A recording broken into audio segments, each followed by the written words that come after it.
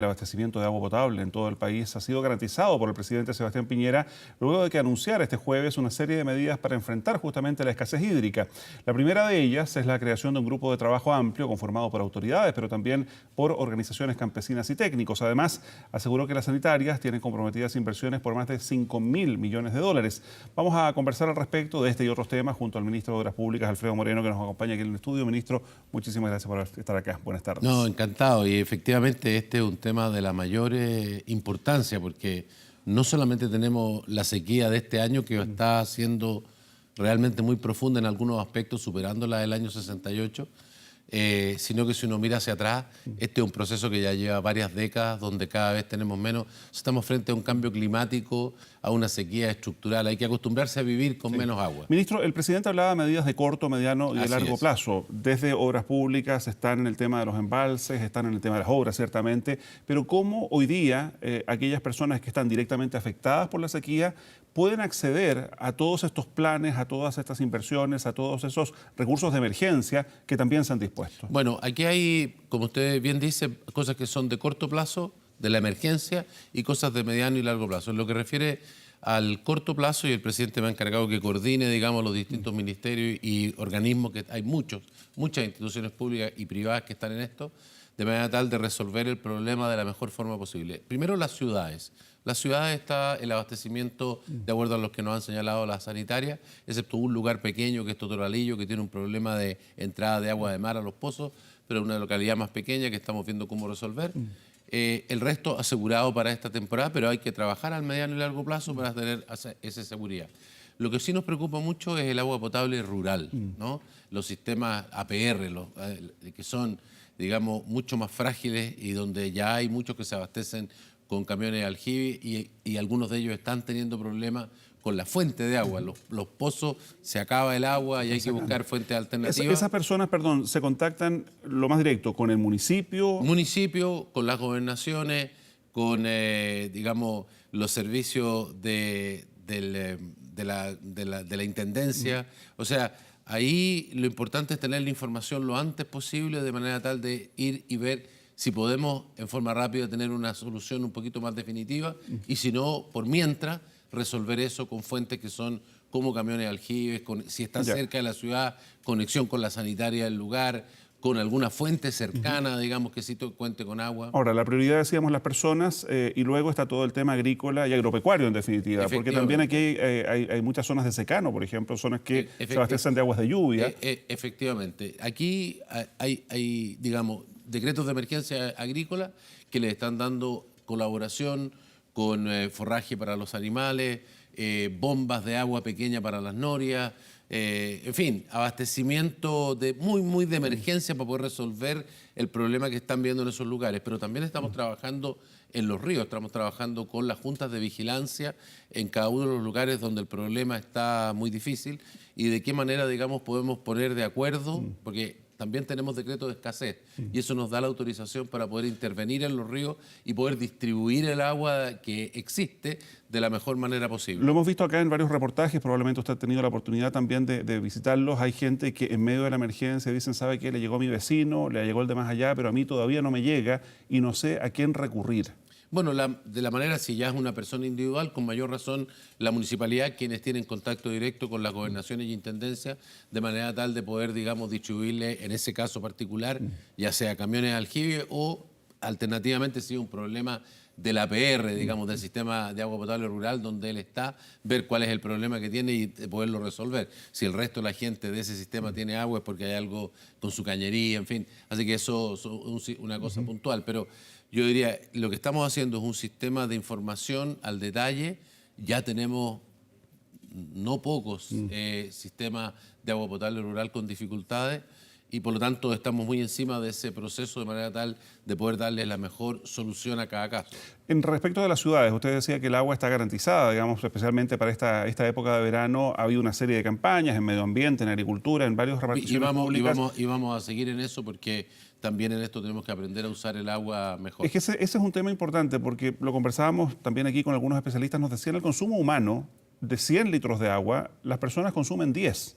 más o menos, ¿no? 70 la agricultura, los otros 20 entre las industrias y la minería.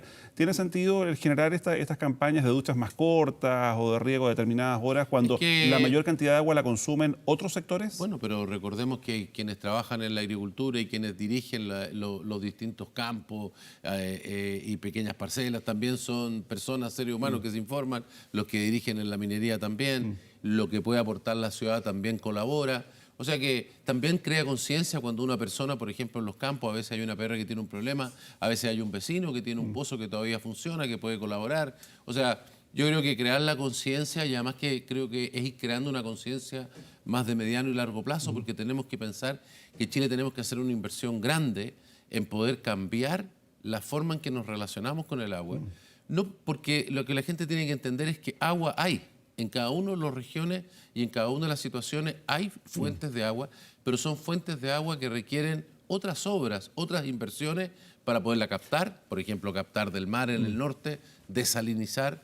En la región centro-norte estamos haciendo pozos mucho más profundos que los que hoy día tenemos.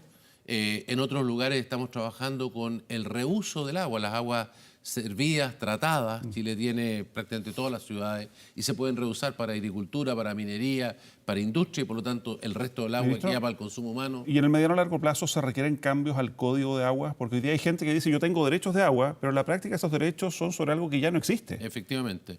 Bueno, se requieren cambios y efectivamente los derechos de agua de los ríos hoy día son mucho menos que lo que estaban asignados. A veces son la quinta parte, ¿no? ¿Pero va a haber una expropiación en derechos de agua? Es lo que algunos se preguntan. No, no hay ninguna expropiación de los derechos de agua y ni ninguno de los proyectos que están, digamos, en discusión en el Parlamento apunta a una expropiación de los derechos de agua que hoy día existen. Lo que estamos en discusión en el Parlamento, yo diría, son dos cosas. Uno, que se quede más claro que la distribución del agua en la emergencia, en el momento en el cual nos quedamos sin agua, tiene que privilegiar el consumo humano. La ley actual lo dice, pero tiene que quedar más claro. Y segundo, también hay ciertos consumos ecológicos, caudales ecológicos, que también hay que preservar. Y después, digamos, cómo repartimos a los usos productivos en la emergencia. Pero la emergencia es algo en lo cual tenemos que superar, no podemos vivir de una emergencia. Lo que tenemos que ver es cómo recuperamos este problema en el mediano y largo plazo. Y eso requiere entonces saber de dónde van a salir los recursos, cómo van a ser los incentivos para que todas estas plantas desaladoras, todos estos embalses, todas estas concesiones que necesitamos hacer para que se hagan todas estas obras, existan los incentivos, la seguridad jurídica para poder hacerlo. En los campos, por ejemplo, necesitamos que la gente cambie a riego tecnificado. Estamos aumentando los subsidios para que la gente mute a riego tecnificado que ocupa mucho menos agua, en esto que es la fuente que más agua ocupa.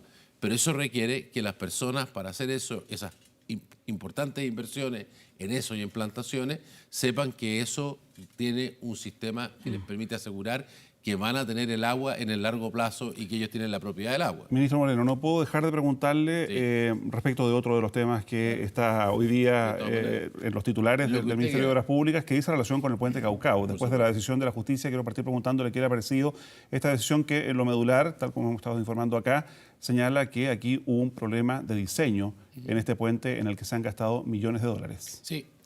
Bueno, lo primero que quiero decir, yo al fallo mismo no me voy a referir, lo acabamos de recibir, lo estamos estudiando, nosotros somos parte, tenemos que decidir cómo vamos a actuar frente al fallo, pero sí quiero ir al fondo de la pregunta. Lo que tenemos en el puente Caucao es una cosa que es justo lo que no queremos y no necesitamos y que no debe suceder con las inversiones públicas.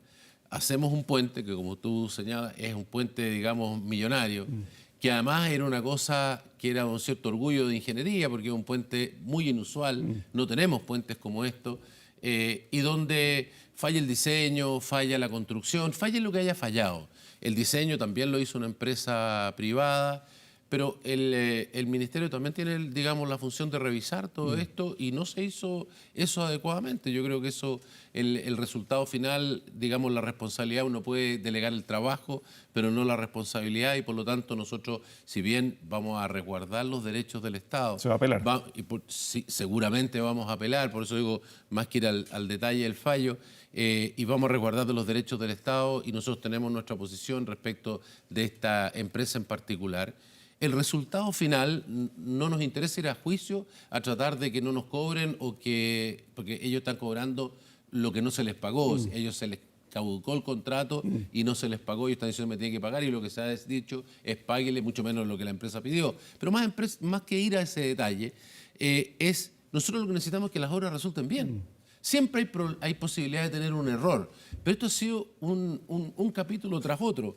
El problema en el Caucao, que no funcionaron los sistemas de levante, luego se dijo que no se podía usar. En Valdivia, los puentes son vitales. Esta es una ciudad partida por un enorme Sí, lo que pasa es que en río. este caso, y en atención, recordemos que este puente se realizó porque por ahí pueden pasar algunos botes, digamos, con sus mástiles Sí. muy altos, pero a esta altura y después de todo lo que se ha gastado, más de lo que se ha invertido, se ha gastado, hay quienes dicen, ¿por qué los astilleros entonces no los ponen más afuera? Habría salido tal vez mucho más barato que estar generando un puente que se levanta. Pero mejor, digamos, yo no ir al punto, digamos, de si acaso convenía o no hacerlo de esa manera, pero de verdad tampoco es una cosa del otro mundo hacer un puente que se levante. Hay puentes que se levantan en muchas partes del mundo. Nosotros en Solo Chile que ya funcionan, digamos. tenemos, claro, y que funcionan, y que en Chile tenemos una buena ingeniería en muchas cosas. Mire usted lo que pasa en los terremotos y cómo nuestros edificios, infraestructura soportan mucho más que en otros países del mundo que quedan destrozados por terremotos que son la mitad de los de aquí. Por lo tanto, ¿por qué no vamos a poder hacer un puente como este? Y tenemos desafíos de infraestructura mucho más grandes que el puente Caucao hacia el futuro, así que no nos podemos quedar en como quien dice, achicarnos, tenemos que ver cómo resolvemos esto. Y en esta materia, lo primero yo diría, ya con el ministro Fontaine, antes que yo, él se estudió inmediatamente este tema y se llegó a la conclusión que el puente sí se puede usar. El puente hoy día está en pleno uso. De hecho, además se levanta para que pasen los barcos. Sí, en como forma restringida con algunos tonelajes. Claro, pero- y para levantarlo hay que hacerlo con una grúa porque los sistemas de levante no funcionan. Segundo, lo que hemos hecho es contratar a una empresa de primer nivel mundial que nos diga cómo se resuelve este problema y eso ya está resuelto. Ese informe ya lo tenemos, ya sabemos cómo resolver el problema técnico del puente. Ahora acabamos de terminar el registro de contratistas, digamos, de empresas de primer nivel del mundo que sepan de este tipo de puente y entre ellos vamos a hacer la licitación para resolver el puente. Así que vamos a tener en Valdivia este puente, que es lo que debiera haber pasado hace mucho tiempo, Muy bien. funcionando y al servicio de la ciudad. Ministro Moreno, muchísimas gracias por No, habernos gracias a acompañado esta tarde aquí en 24 horas.